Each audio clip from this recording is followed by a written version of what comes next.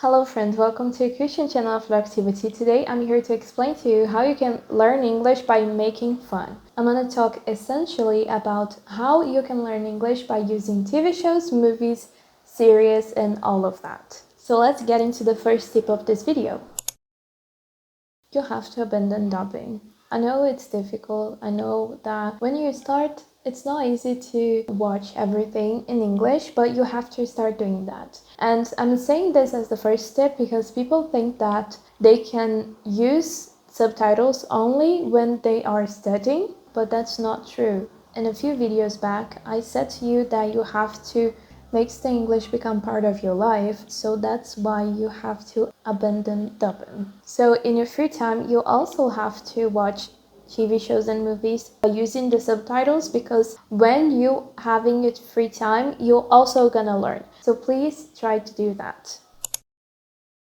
Secondly, it's important for you to think about the subtitles. I already saw a lot of people saying that you have to watch the content with the subtitles in Portuguese at first, and then when you're watching the second time, you have to use the subtitles in English. But I don't believe in that 100%. It's essential for you to understand when is the best time for you to move on to the subtitles in English. Even though I'm fluent in English, I do this as a strategy.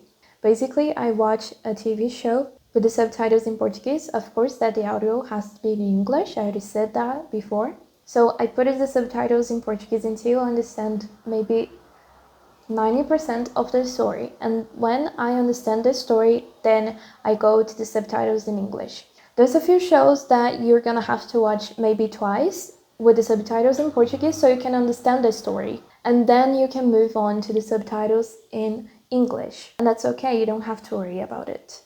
I've been doing this for many years, and I also do this today. So when I'm starting to watch a new show, I basically put the subtitles in Portuguese so I can understand what the character is talking about, and then I move on to the subtitles in English.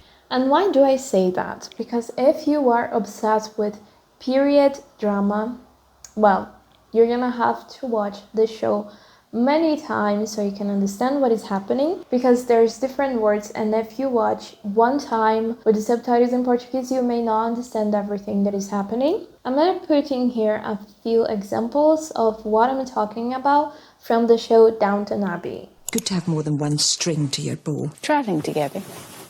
Heavens to Betsy. I couldn't have electricity in the house. I wouldn't sleep a wink.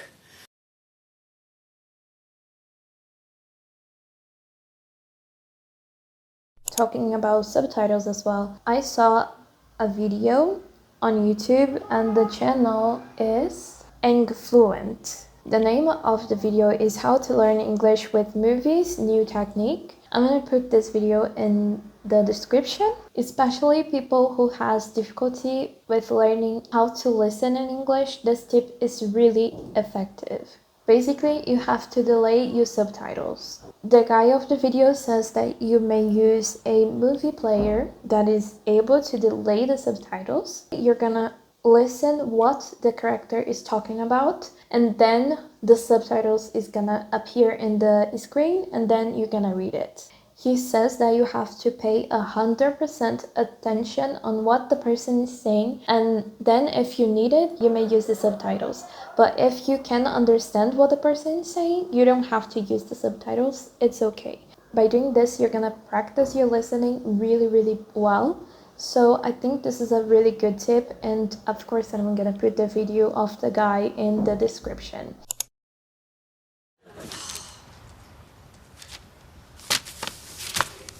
You know what we should all do? Go see a musical. Sure.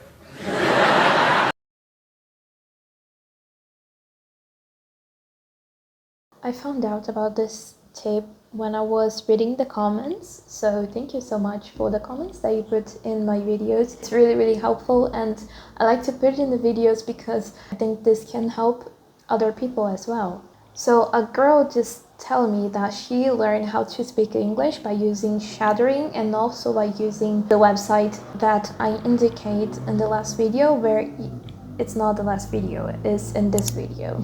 I'm gonna put in here so you can see it. But I said in this video that you could learn English by reading news in different levels. And she says that she was able to learn English by using these two techniques, so shadowing and reading news in the website. I decided to learn more about shadowing, and I saw it that I did use this technique when I was learning English, and also I use it today. So basically it's when you repeat the things that you are listening. There's two ways to do this. The first way, it's a little bit hard because you have to watch the show, a little bit of it, and then you have to pause and try to repeat it. Even though it's really boring to do this, it's gonna be effective to you because you're gonna repeat every little sentence, and then you can use the character to understand how you can say that word properly. And this is the most effective way to use shadowing. But I also did in a way that is not as effective as the other tip, but it's also effective. You're gonna listen to all the show and then you're gonna repeat the words that you want. So maybe if you listen to an entire sentence but you want to repeat only one word, you can do that because you may understand how to pronounce that word correctly. And I think this kind of shadowing is interesting because you can do this not being sitting down on your desk. You can do it by driving. You shouldn't be watching shows while you're driving, but you can do it by washing the dishes. I think that you're not gonna kill anyone if you do that. But you can use the shadowing technique so you can repeat different words and try to put them in your mind and make you remember it later. I think this is also a nice way to do shadowing because you're gonna do it naturally. I did this naturally. I only knew that this technique exists because of the commentary read it, but I always did that in my very beginning. I was always repeating words that I thought it was important for me to repeat. And of course then I'm gonna receive a lot of comments of people asking me, Luciana, what is the best show so I can watch in order to learn English? Well, I don't know. I put in here that the best show for you is the one that you love and also the one that is in your English level. Let me explain to you. I recently started to watch this show. This is a really, really nice show. I think it's so cute and it shows the story of a family that lives in the countryside and the dog is barking. Let's wait until he's done barking. Okay, let's come back to it. I love the way that they live in a simple life. It's just really, really cute. And it's very old. I like old shows. I just love them. Oh, the dog. The dog is barking. This show is from 1975. It's really old. My mother just asked me, Luciana, this show has color or something? Because I don't think TV has color back then, but it does. It's a very good show. And I think that it may be effective to you if you're learning English because it's a dialogue that you're gonna use daily. It's really interesting. And there are different ways to say the things that we're not really used to. Let me just remember one thing. Really coming down.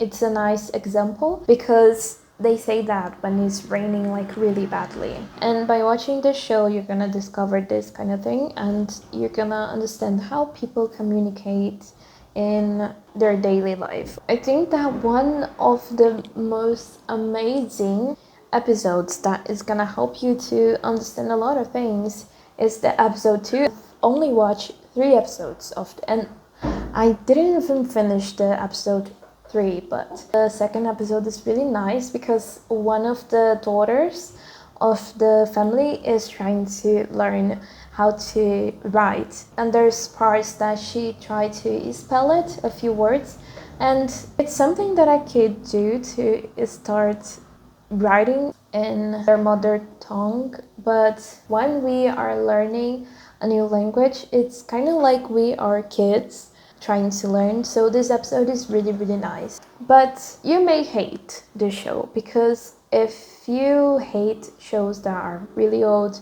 it may be very boring for you. So that's why I'm telling you that the best show is the one that you love.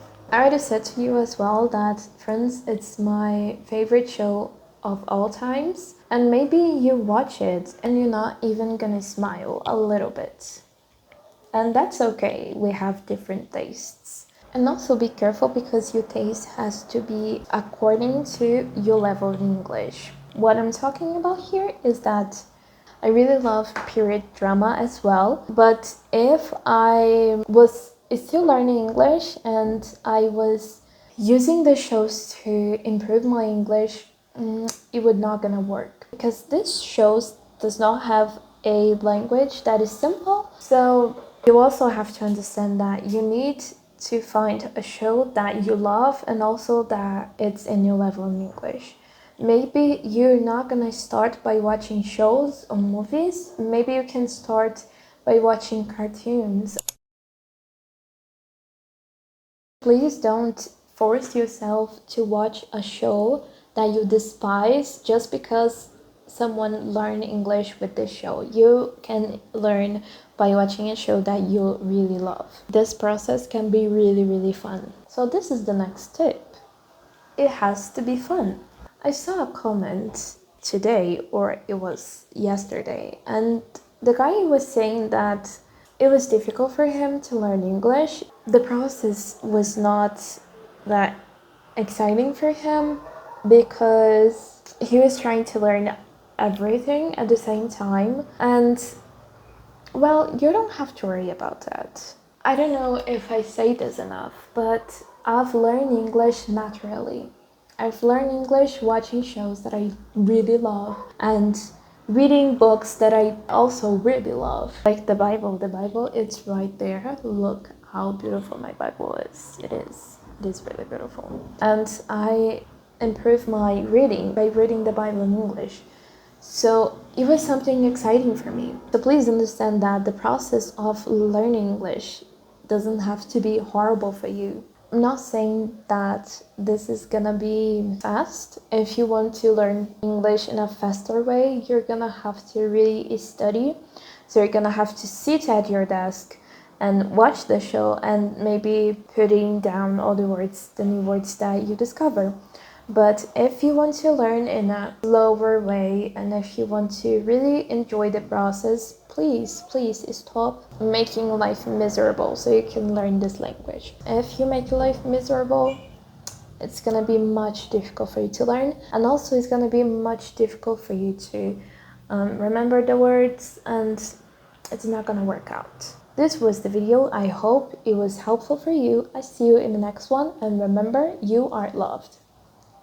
Bye!